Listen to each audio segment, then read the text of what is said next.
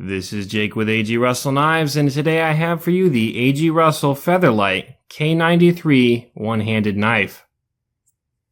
This knife is one of our best-selling knives we've ever had. A.G. designed it in 1993, and since then we've sold over 50,000 of these.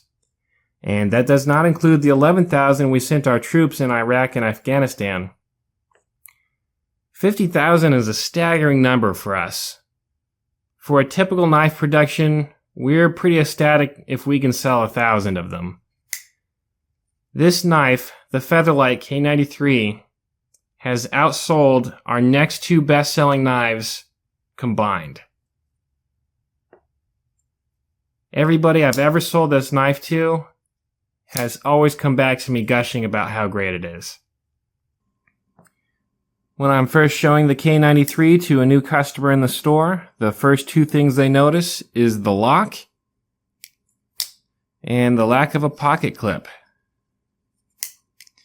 The lock is a front lock, so at the back of the blade, in the front is the lock. You pull up on that, so this little piece drops into this groove in the back of the blade there.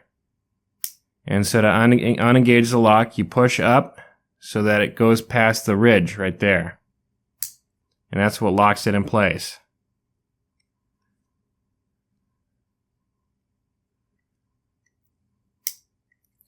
Very simple. You take your thumb, push up on the lock, and then using your index finger, push down on the blade. It does take some getting used to. It's a little weird. Most people don't like it at first. But everyone who's ever purchased this from me has always come back and said it's their favorite knife. Honestly, it's my favorite knife to play with. I play with this thing all the time, and I've gotten pretty good at it. Ambidextrous, left hand, either way. I'm not as fast with the left hand, but with a little practice, anyone can get good at it. Other way to open this lock is you take your thumb on this side and your middle finger on this side of the lock and just hold it. Then, with the knife touching your palm, just push down with your index finger and that will unengage the lock. I don't even have to pull, just hold it. And really simple, closes the blade. Those are the two safest ways. So thumb method with your forefinger and then close it with your thumb. Or thumb and index and close with your, or thumb and middle finger and then close with your index.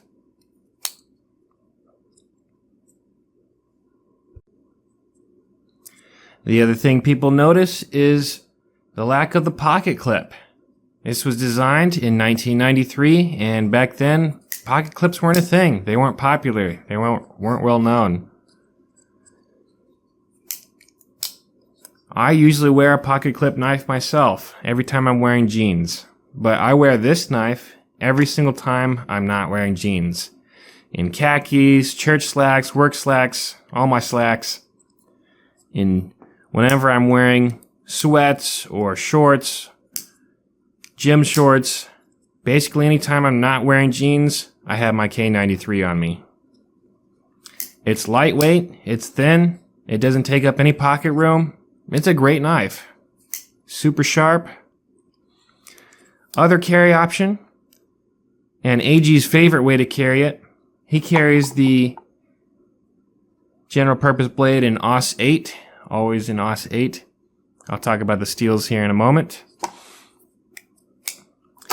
But he always uses the Kydex neck sheath. So it's formed to the blade, it just clicks in. Nice solid click to it. It's got the two holes there so it lies flat on your chest.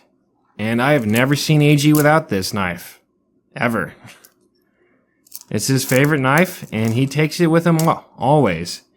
He uses it to cut his meals at restaurants. He uses it for everything. He's got the needle with the needle point on the blade. Cut out splinters or whatever delicate work you need to do. it's his favorite blade.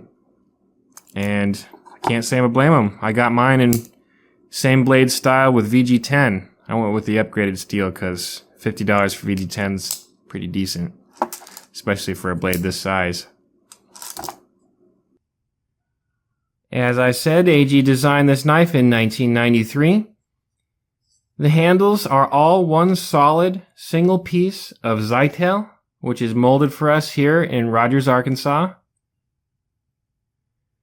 Nice textured grip to it, but has just enough grip to it that it's grippy, but not enough that it hurts the hand. So it has great ergonomics. Won't slip out of the hand, but it doesn't hurt to use it for long periods of time. Nice and slim, kind of slims down there in the appropriate parts, but it bulks up in the middle and at the end to give it a nice solid feeling in the hand. You can see my pinky wraps just around it, so it's just the right size for a hand. The handle measures in at 4 inches there, just shy. All 4 of these blades have a Japanese stainless steel. All 4 of them are ground to a nice thin hollow grind. They're all hollow ground, very sharp. Do an excellent job of any cutting task you can put before them. These top 2 use an AUS 8, which is going to rock well from 57 to 59. It's a very respectable mid-grade steel. For the nicer knives, it's mid-grade. AUS 8 has been around for a long time. It used to be top of the line. Hand makers would use this as their top line. All the handmade knives were made out of AUS 8. It was the #1 steel for nigh on 2 decades. There are still handmade makers who just use AUS 8. Because it's sharp, it's easier to work with, it's just an excellent steel. VG10, on the other hand, is a higher grade steel. It's running its Rockwell rating from 60 to 61, so it's a harder steel. It's going to hold its edge a little longer. VG10 is well known for getting a finer edge than many other steels. So you can get a little bit thinner edge than you can with the other ones. Still excellently sharp. Both will serve you well. As all higher grade steels, it's probably a little bit harder to sharpen than the AUS 8, 8A, AUS 8. 3 different ways to say or pronounce it, really. But all 4 of them are solid. In 1993, $35 is what an AUS 8 blade would run you. And today, we still charge $35 for the AUS 8.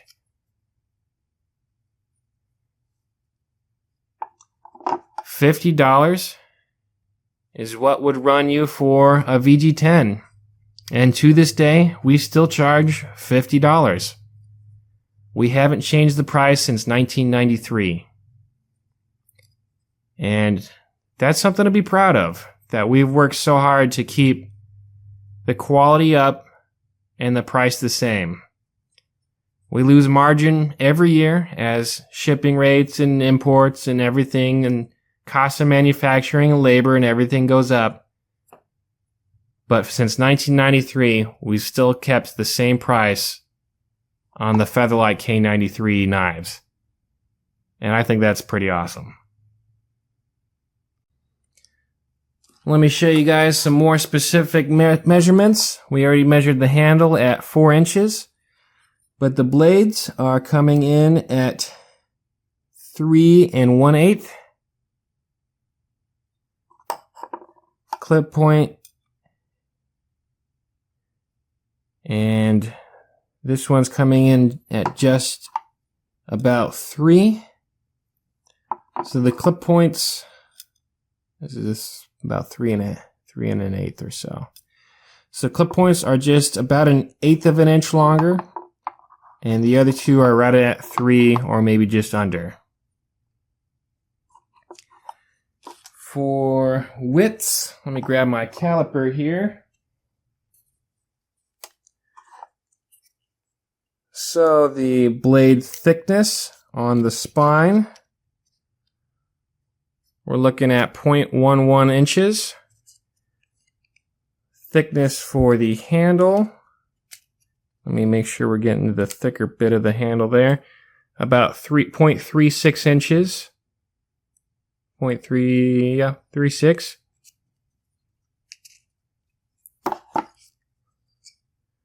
So fairly thin, nice, just enough to give you a good grip, but a nice thin pocket knife.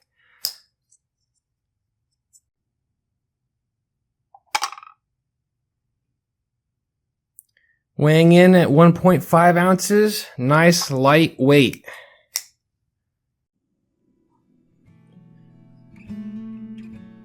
Thank you guys for watching this video overview. If you haven't already, make sure you take a moment and look at AG's video. The man himself did a full video of this knife. So take a moment and hop over and look at that one. Thanks for watching.